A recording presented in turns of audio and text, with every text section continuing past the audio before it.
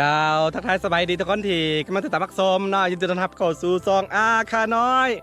คือตอนนี้เป็นบรรยากาศยามแรงๆพระอาทิตย์กำลังจะตกดินแดงๆเห็นบอลข้างหลังเอาอยู่บอลที่เขากำลังจะสร้างบ้านกันคือวันนี้เขาบ่ได้ไปป่าแล้วก็บ่ได้ไปใส่เนาะอยู่บ้านเพราะว่าเหตุผลก็คือ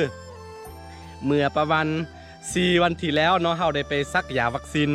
โควิด-19 กันเนาะทุกคนเนาะแล้วก็ย้อนฉะนั้นเราบ่ได้ออกไปสายบ่ได้คือหมอเขาให้พักผ่อนแล้วก็อาการของมันหลังจากที่เราซักไปโดสที่1เนาะคือต้องได้ซักทั้งหมด2โดสคือหมอเขานัดไว้วันที่14มีนาบ่วันที่14มีนาวันที่14เมษายนที่จะมาถึงนี้เขาจะไปซักอีกโดสที่2ถือว่าสำเร็จเนาะถ้าเราซักแต่โดสที่1นะพร้อมกันพร้อมมันคมกันของสุขภาพหรือว่าของร่างกายกันมันก็บ่ปานใดเนาะแล้วก็หลายๆคนถามเข้ามาแล้วก็ว่าอาการของมันหลังจากที่เราซักวัคซีนตัวนั้นเข้าไปแล้วรู้สึกจังไดเนาะคือ ต้องบอกว่ารู้สึกปกติดีแต่ว่าณตอนนี้เนาะเป็นหวัดนิดนึงเป็นหวัดก็จะบ่เกี่ยวกับยาตัวนั้นแต่ว่าปัญหาของมันก็คือรู้สึกนิดนึงก็คือหลังจากที่เราซักยาเข้าไปเนาะซักวัคซีนเข้าไปประมาณ3-4 ชั่วโมงก็รู้สึกจะวินหัวนิดนึงแล้วทุกคนอันนี้ก็ถามหมอแล้วก็เป็นอาการของปกติเนาะแต่ว่าร่างกายของเราแบบได้ทำงานแล้วหรือว่าไปกระตุ้นใส่ร่างกายของเราแล้วนะสำหรับวัคซีนตัวนั้นคือแล้วก็ต้องบอกแบบนี้เนาะสำหรับวัคซีนที่ซักกันอยู่ในลาวเนาะบ่แม่นตัวที่กำลังติเป็นข่าวเนาะคืออยู่เยอรมันบ่หรือว่าอยู่อันฝรั่งอิตาลีบ่อันตัวนั้นเนาะคือเป็นของอันไม่หยังก็เอสตาซิเนกาเนาะตัวนั้นเนาะแต่ว่าสำหรับตัวอันเขาซักกันอยู่ในลาวณปัจจุบันนี้มันมีของ2ประเทศก็คือของซิโนฟาร์มของประเทศจีนและกันของอันสปุตนิกวีเนาะของรัสเซียเนาะมี2ประเทศเนาะเขามาช่วยเหลือเราแล้วก็ซักเข้าไปแล้วก็ส่วนหลายเนาะบ่แม่นส่วนหลาย 90% เนาะแม่นจำพวกถ้าแม่นอยู่ลาวนะจำพวกพนักงานราชการทหารตำรวจบ่หรือว่าจำพวกอันแพทย์หมอที่เขาเฮ็ดเวียกอยู่ด้านหน้าเนาะจะได้ซักก่อนแล้วก็อย่างที่ประชาชนทั่วไปหรือว่าประชาชนธรรมดาแบบนี้ก็ค่อนข้างได้ซักยากเพราะว่ายา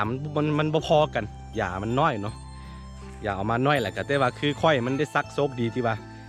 ค่อยน่าจะได้เดินทางไปบ่อนนี้บ่อนนั้นโดยเฉพาะไปเวียดนามบ่ไปไทยบ่เดี๋ยวอาจจะมีแพลนเดินทางเนาะก็เลยว่าได้ซักแบบพิเศษนิดนึง ก็เขาอันแจ้งการเขาออกมาว่าอย่างที่บอกไปเนาะเขาจะซักให้จำพวกอันพนักงานราชการก่อนเนาะทหารตำรวจมีอย่างอื่นที่บอกไปเมื่อกี้แต่ว่าแล้วก็อีกส่วนหนึ่งก็คือประชาชนทั่วไปที่มีกลุ่มเสี่ยงที่เป็นกลุ่มเสี่ยงคือคนที่เดินทางไปนี่ไปนั่นตลอดนะอย่างเส้นค่อยนี่ก็เป็นอยู่ในกลุ่มที่เสี่ยงคือกันเพราะว่าน่าจะได้เดินทางไปเวียดนามบ่ไปไทยบ่ไปนี่ไปนั่นอยู่เนาะเดี๋ยวต่อไปน่าจะมีแผนอยู่ได้ไปนะ มีแผนจะไปอยู่แล้วนะก็เลยว่าได้ไปซักเนาะโอเคตัวนี้ก็รู้สึกว่าเป็นวัดนิดนึงแล้วหลายคนสงสัยว่า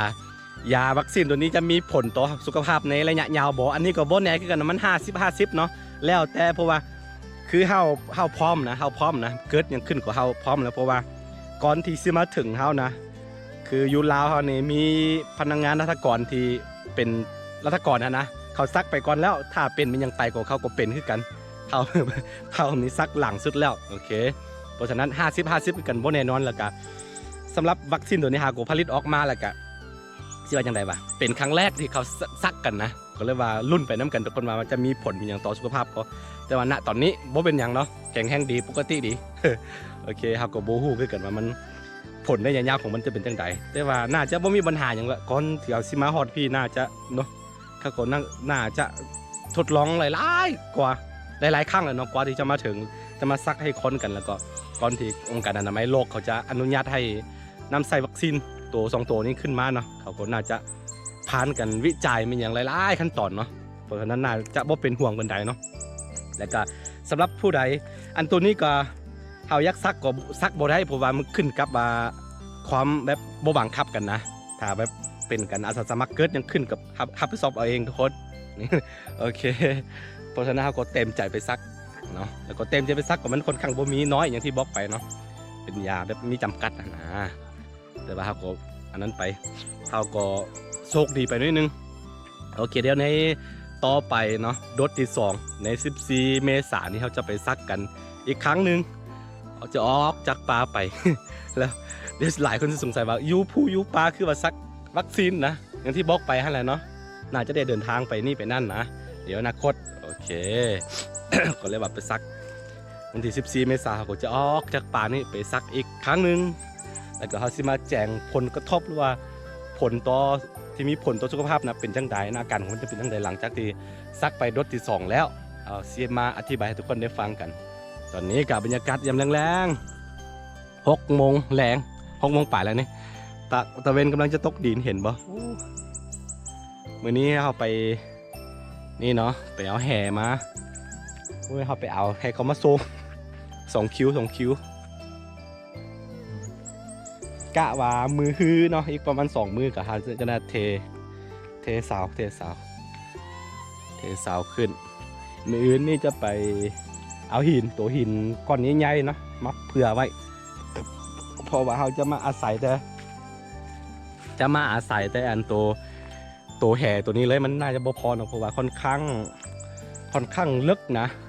อาจจะได้ถมดินฮอตพี่เนาะทุกคนรีวิวไปนิดนึงปนกันกับเรื่องโควิดกับวัคซีนโควิดเขาจะได้ถมดินฮอตพี่เห็นบ่บอลที่เขาฝังนี่แหละถึงนี้นะทุกคนนะจะถมดินฮอตนี้น่าจะได้ใส่หลายคิวอยู่นี่กะว่าเขาสิเทเสาให้มันแล้วก่อนที่ฤดูฝนจะมาถึงเทเสาแล้วก็เขาจะเอาดินเข้ามาให้มันเวลาฝนตกใส่จะให้มันดินแน่นเข้าไปเนาะหลังจากนั้นเราก็ค่อยว่ากันอีกทีนึงตอนนี้คุดขมแล้วเรียบร้อย16 เสาเด้อ16 ต้นสิบอธิบายอีกแล้วเพราะว่าคลิปก่อนหน้านี้เขาเคยไล่ได้อธิบายรายละเอียดแล้วทุกคน10 คน 12บนนับรวมเพื่อนขัวแล้วก็มื้อนี้ก็ให้เขามาทรงแห่แล้วก็แต่งกินให้ไอ้เคยเขาก็กำลังสร้างบ้านคือกันทุกคนเขากำลังสร้างบ้านแล้วก็เขาเอาดินขุดดินใส่ในเนาะเอาชาวบ้านเขามาซวยหลายคนนะก็เรียกว่าเป็นพ่อครัวให้เขาแต่งกินให้เขาโอเคตอนนี้ก็เป็นคลิปบ้านๆมาชี้แจงเกี่ยวกับเรื่องนั้นวัคซีนแล้วก็เหตุผลที่เขาไม่ได้ไปถ่ายคลิปอยู่ป่ากันช่วงนี้กันย้อนซักยาอยู่พักผ่อนนิดนึงเนาะโอเคเป็นคลิปบ้านๆโอเคถ้าผู้ใดมักก็อย่าลืมกดไลค์กดติดตามซองอาคาน้อยเนาะเผื่อบริพัตรวิดีโอไม่มาจากซองอาคาน้อยโอเคแล้วเจอกันใหม่ในคลิปหน้าสำหรับคลิปนี้ไปก่อนเนาะสบายดี